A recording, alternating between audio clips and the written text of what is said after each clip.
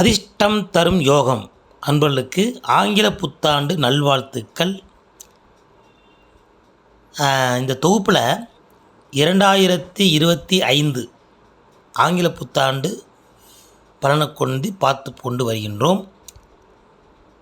இந்த பலன் இன்றைக்கி பார்க்க போகிற ராசி உங்கள் ராசி. மிகவும் கண்ணியமும் நகைச்சுவையும் நிதானமும் அழகும் கொண்ட கன்னிராசி நேயர்களே. இந்த கன்னிராசி காலதேவன் வீட்டில் இது 6ஆவது இடமாகும். இது புதனுடைய வீர். புதனுக்கு மட்டும் ஒரு தனி மதிப்பு என்னென்னா, அவர் தன் வீட்டிலே ஆட்சி உச்சம் மூலத்திலும் விடுவார்.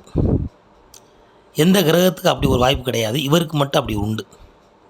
அதனாலே இவரை இளவரசன், செல்ல குழந்தை, ஜோக்கர், ஜாக்பாட்னு சொல்லுவாங்க.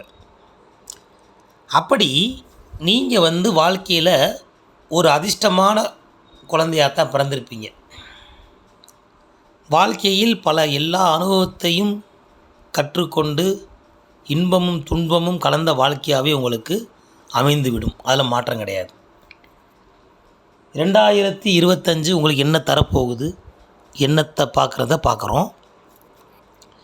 இந்த 2024 விட உங்களுக்கு 2025 சற்று முன்னேற்றமான பாதையை கொண்டு செல்லும். ஏன் அப்படின்னா, உங்கள் ராசி கன்னி ராசி. கன்னி ராசியிலேயே இப்போ யார் இருக்காருன்னா கேது உட்காந்துருக்கார். 1.5 வருஷமாகவே கொஞ்சம் கன்னி ராசிக்காரர்களுக்கு டயஞ்சன்னு சொல்லணும். என்னென்னமோ எதிர்பார்த்துருப்பீங்க, அது பூரா தலைகீழாகவே நடந்திருக்கும். இப்போ ஒரு ப்ரொமோஷனுக்காக நீங்கள் ரொம்ப ட்ரெயின் பண்ணியிருப்பீங்க, அந்த ப்ரோ உங்களுக்கு கிடச்சிருக்கிறாரு. ஆனால் உங்களுக்கு பின்னால் வந்தவங்க அந்த ப்ரொமோஷன் கட்டி போய்கிட்டே இருப்பாங்க. ஒரு சாலரி வாங்கணும், ரொம்ப ஹெவி ஒர்க் பண்ணியிருப்பீங்க. நினச்ச சாலரி அடையாமல் ஏமாற்றம்தான் மிஞ்சி இருக்கும். அதே போல் வாழ்க்கையில் நிறையா பேரை நம்பி நம்பி நம்பி நம்பி உங்களுக்கு துரோகம் பண்ணவங்க தான் அதிகமாக இருப்பாங்க இந்த 1.5 வருஷத்துக்குள்ளே. இருந்தாலும் லக்னத்தில் கேது இருக்கனால இந்த உலகம் இப்படித்தான் இருக்குதுயா, நீ என்னத்தை தான் நீ செஞ்சாலும் இந்த உலகத்தை உன்னால் மாற்ற முடியாது, இந்த உலகத்துக்கு தகுந்தவன் நீ மாறிக்கிறன்னு சொல்கிறது தான் கேது உங்களுக்கு ஞானத்தை கொடுக்க வர்றார். அப்போ கேது உட்கார்ந்து என்ன ஆகும்னா ஞானம் கிடைக்கும், முதல்ல பிறவா நிலை கிடைக்கும். அதுதானே வேணும். அப்போ இதுதான் ஒரிஜினல், இது டூப்ளிகேட்னு சொல்கிறது தான் இந்த கேதுவோடைய வேலை. அப்போ உங்கள் வீட்டுக்கு அந்த வீட்டில் உட்காந்து அந்த வீட்டை ஆக்கிரமிப்பு பண்ணி இருந்தாலும் புதன் அவருக்கு பிடிச்ச கிரகம், அதான் நட்பு வீடுன்னு சொல்லுவோம், நண்பர் வீடியா அப்படிம்போம்ல. அதனால் உங்களுக்கு நல்ல அனுபவமும் அனுகூலத்தையும் கொடுப்பார். ஆனால் 2025 ராகு கேது பயிற்சி நடக்குது. இந்த வருஷம் 3 பயிற்சி, முதல்ல சனி பயிற்சி, அப்புறம் குரு பயிற்சி, அப்புறம் ராகு கேது பயிற்சி. இந்த ராகு கேது பயிற்சிக்கு அப்புறம் மிக மிக அற்புதமான பலன் உங்களுக்கு கிடைக்கும். அது வரைக்கும் நிதானமாகத்தான் இருக்கும். ஆனால் 2025 பிறந்தப்புறம் ஒரு புத்துணர்வு, ஒரு உத்வேகம், கொஞ்சம் வாழ்க்கையில் கொஞ்சம் பிரகாசம், வெளிச்சத்துக்கு வரணும்ல. அந்த ஒரு அதிகாலை பொழுது எப்படி பார்த்திங்கன்னா, அந்த சூரியன் உதயமாக கொஞ்சமாக அந்த வெளிச்சம் வரும். அந்த மாதிரி உங்கள் வாழ்க்கையில் கொஞ்சம் கொஞ்சம் வெளிச்சம் வரப்போகுது. இதுவரைக்கும் இருந்த துன்பங்கள் நீங்கி இனி வாழ்க்கையில் இன்ப ஒளியாக வரவிருக்கிறது இந்த 2025. உங்களுடைய லக்னாதிபதி எங்கே இருக்கிறார் அப்படின்னு பார்த்தோம்னா, உங்கள் வீட்டில் பார்க்கும்போது அவர் 3ஆம் இடத்துல இருக்கார். 3ஆம் விருச்சிக வீட்டில் உட்காந்துருக்கார். புதனை பொறுத்தவரை என்ன அப்படின்னா, அவர் மறைஞ்சால் நல்ல பலன் தான், மறையாட்டி நல்ல பலன் தான். அவர் தன்னை மாற்றிக்கொள்ள வல்லவர். நல்லவன் தான் நல்லவன், கெட்டவன் தான் கெட்டவன். அப்படிப்பட்ட புதன் 3ஆம் இடத்துல இருக்கார். செவ்வாய் வீட்டை உட்காந்துருக்கிறார். அதே போல் 4ஆம் வீட்டில் உங்களுக்கு இந்த வருஷம் பிறக்கும்போது பார்த்திங்கன்னா, இரவு 12 மணிக்கு கணக்கு பார்த்தோம்னா கன்னியா லக்னமும், அதிகாலை 6 மணிக்கு பார்த்தோம்னா தனுசு லக்னமும் வருது.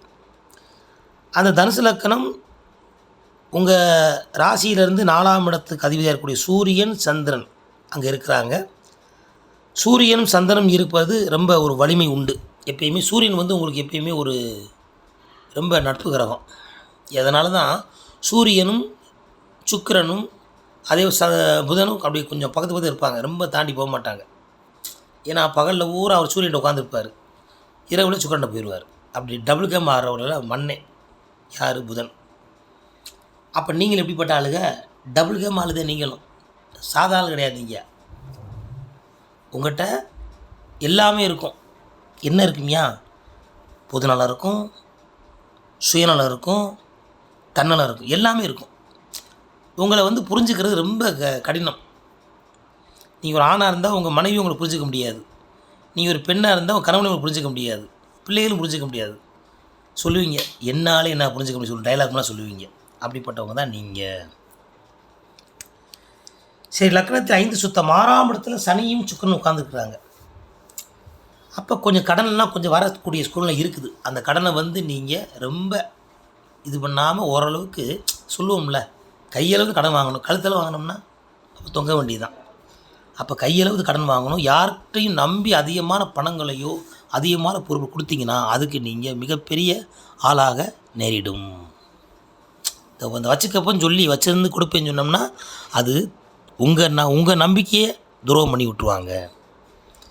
ஏன் 6ஆம் இடத்துல சனியும் சுக்கிரன் மறைஞ்சனால அப்படி ஒரு காலங்கள் இருக்குது. அதனால் கொடுக்கல் வாங்கலில் தயவுசெய்து நீங்களே போய் நீங்களே கொடுத்து வாங்குங்க. யார்ட்டையும் கொடுத்து ஏமாந்து விடாதீர்கள். உங்கள் ராசியிலிருந்து 7ஆம் இடத்துல ராகு உட்கார்ந்துருக்கிறார். பொதுவாக அந்த லக்னத்துக்கு ராகு யோகாதிபதி, அதுவும் பிரச்சனை. மனைவி யோகம்தான், மனைவி சப்போர்ட் கிடைக்கும், மனைவி வீட்டில் சப்போர்ட் பண்ணுவாங்க, நண்பர்கள் அடுத்த இனத்துக்காரங்களும் உங்களுக்கு சப்போர்ட் பண்ணுவாங்க. இப்போவே 8 சுத்தம் பாக்கியஸ்தான் குரு உட்கார்ந்துருக்கார். எப்படினாலும் பொழைச்சிக்குவீங்க. இந்த கன்னிராசியில் பிறந்த எப்படின்னா உவே இலக்கணது எப்படினாலும் தன் வாய் அதாவது வாய் நல்லாயிருக்கும். சொல்லுவாங்களே, வாயாடிப்பா வாயாடப்பா அப்படிம்பாங்க. அதனால் வாயினாலேயே வாயுள்ள போல பிழைக்கும் பார்க்கலாம். அந்த மாதிரி அது உங்களுக்கு வாயுள்ள ஆள். நீங்கள் எங்கேனாலும் எப்படினாலும் உங்கள் பொழப்பை ஓட்டி காலத்தை கழித்து விடுவீர்கள். ஏன்னா அதுக்கு தகுந்த மாதிரி லக்னத்திலேருந்து 9ஆம் இடத்துல குருவரை உட்காந்துருக்கிறார் பாக்கியவதியாக. எப்படினாலும் எங்கிட்டாவது போய் உருண்டு வரண்டா தனத்தை சம்பாத்தியம் பண்ணி தனக்குன்னு ஒரு இதை கட்டி இருப்பீங்க. அதில் மாற்றக்கிறது கிடையாது. இந்த ஆண்டிலேருந்து 10 சுத்தம் 11 செவ்வாய் உட்காந்துருக்கிறார். இது வரைக்கும் உங்களுக்கு உண்டான பிரச்சனைகள் நீங்கி அதிலிருந்து ஒரு ரிலீஃப் ஆகி வரக்கூடிய 2025 நல்ல முன்னேற்றமும் நல்ல பேர் புகழும் கிடைக்கக்கூடிய ஆண்டாக தான் இருக்குது. அதில் மாற்றம் கிடையாது. அடுத்து மாணவர்கள் பார்த்திங்கன்னா, இந்த மாணவ செல்வங்களுக்கு ஒரு நல்ல ஒரு என்ன அப்படின்னா, தயவுசெய்து மாணவர்கள்லாம் கொஞ்சம் மனக்குழப்பத்தில் இருப்பீங்க. கன்னிராசிக்காரங்களுக்கு படிப்பே ஏற மாட்டேங்கி சாமி, நானும் விழுந்து படிக்க. அப்போ என்ன செய்யணும் அப்படின்னா, முதல்ல நீங்கள் படிக்கிறதுக்கு முன்னால் உங்களுடைய உணவு கட்டுப்பாடு முதல்ல வேணும். இந்த குழந்தைகளை பொறுத்த வரையும் பார்த்தீங்கன்னா கண்டகலையே சாப்பிட்றாங்க. அப்போ எப்படிங்க நமக்கு இதாகும்? நல்ல சிறுதானிய உணவுகள், நல்ல பயிரை சாப்பிடுங்க. ஞாபக சக்தி அதிகரிக்க மாதிரியே உணவுகள் இருக்குது. ஏன்னா இந்த உணவு வச்சு தான் உணர்வு வேலை செய்யும். படிக்கிற மாணவர்களுக்கு ரொம்ப முக்கியமோ, எப்படி உங்களுடைய படிப்பு முக்கியமோ அதை விட உணவு ரொம்ப ரொம்ப முக்கியம். அப்போ உங்கள் உணவு சாத்தியமான உணவாக இருக்கணும். அப்போ தான் ஞாபக சக்தி கிடைக்கும். எதுக்கெடுத்தாலும் பசிச்சதுக்கெல்லாம் கண்டகளி சாப்பிட்டோம்னா நமக்கு மண்டையில் ஏறாது, தூக்கம்தான் வரும். அப்போ படிக்கிற குழந்தைங்க நல்லா சூடாக சாப்பிடுங்க. சிறுதானிய உணவு சேர்த்துக்குங்க. நல்ல ஞாபக சக்தியில் கொஞ்சம் கொஞ்சம் மறதி வரும். அதுக்கு விநாயகர் வழிபாடு பண்ணிக்கங்க, குலை வழிபாடு பண்ணுங்க, அப்பா மகள் ஆசீர்வாதம் வாங்குங்க. பெரியவர்கள் ஆசீர்வாதம் பண்ணோம்னா உங்களுக்கு ஞாபக சக்தி கிடைக்கும்.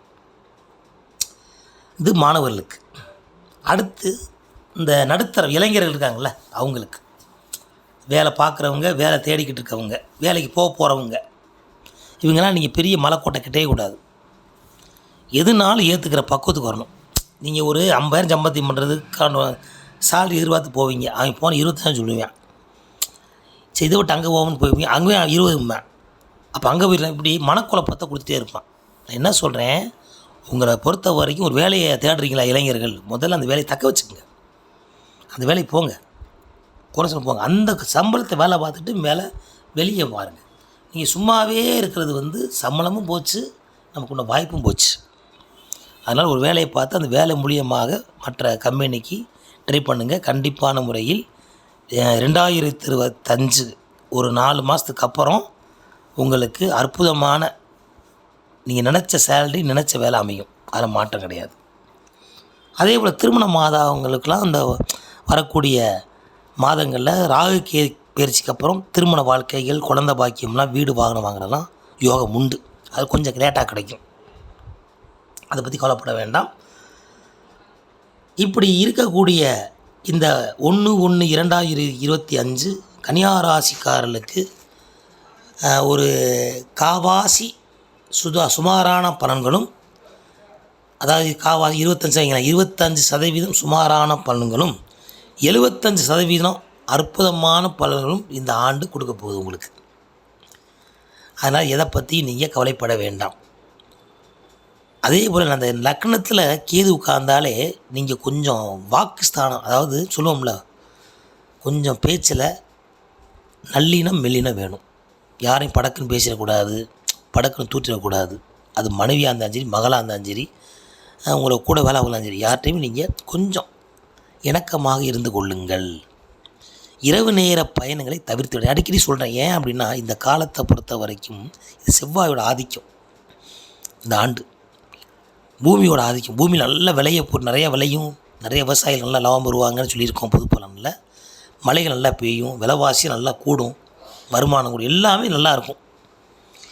அதனால் வேகங்கள் அதிகமாகும்.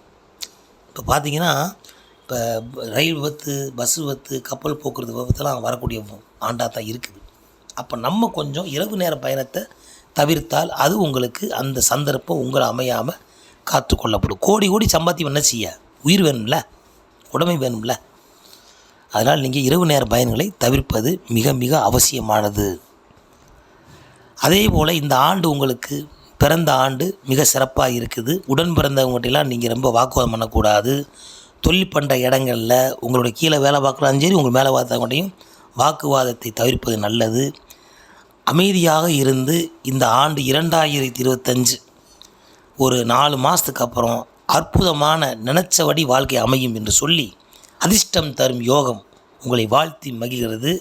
மீண்டும் ஒரு முறை உங்கள் அனைவருக்கும், கன்னியாராசிக்காரர்களுக்கும் ஹேப்பி நியூ இயர்.